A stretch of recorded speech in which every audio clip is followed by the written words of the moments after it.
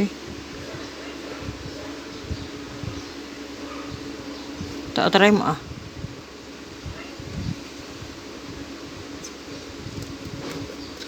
First time niya, pakakainin natin. Ayaw niya.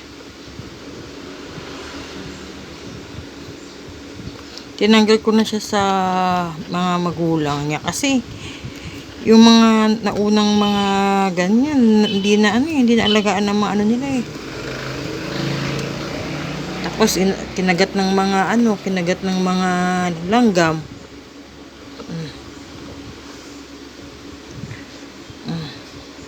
Try nating i-feed. Para makilala niya yan. Oh.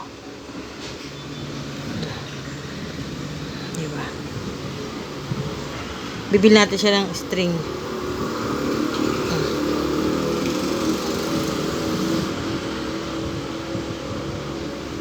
Bibili natin sila. Alagaan na natin to kasi iba namamatay eh.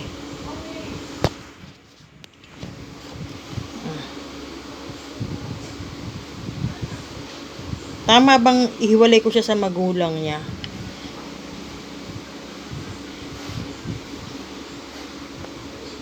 Malikot siya.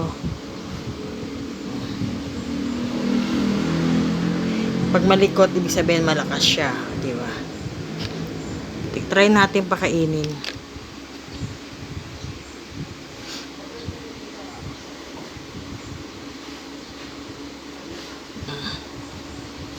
Hindi niya pa alam kasi first time niya pa lang kakain. Para masanay siya. Para alam niya na may pagkain, may pagkapakain sa kanya.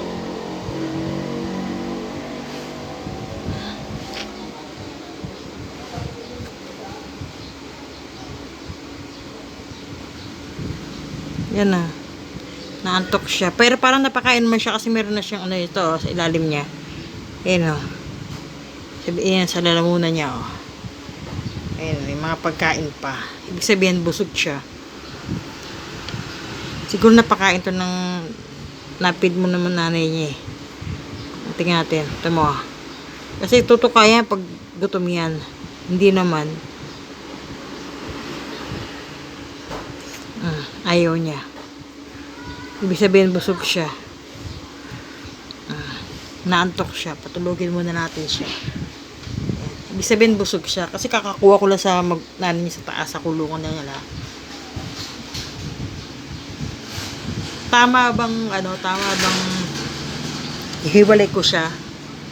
I-handfeed ko na lang.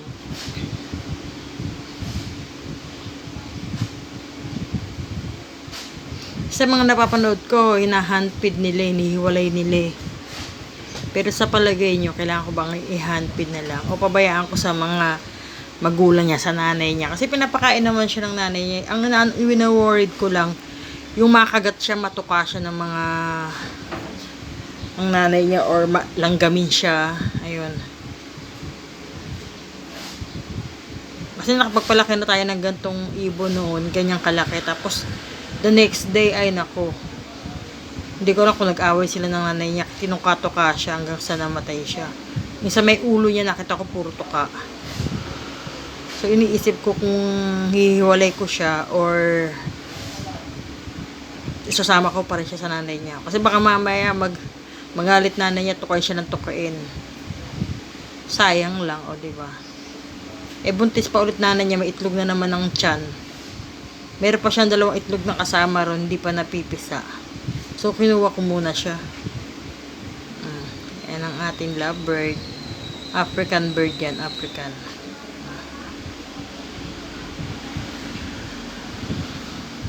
Nantok siya, patulogin muna natin siya. Say bye-bye na. Bye-bye!